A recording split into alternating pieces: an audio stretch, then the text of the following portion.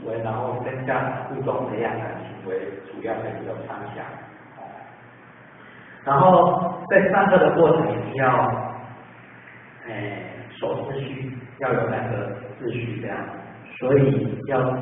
上课的时候，为什么儿童班要安排2位至3位老师？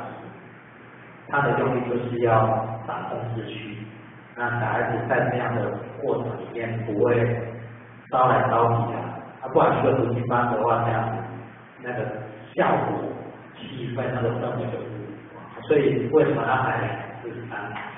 个家长来这样子，这个老师来去经营，就是有这样的一个用意。然后最重要的，回去的是要提醒家长要复习啦，复习今天所念的经典，去把它复习，要把它背诵，然后去做今天有教的弟子规的行礼啦，或者是刚刚所说的11复习的方式要去做，这个就是落实的部分或者是这里有几张那个上课的照片，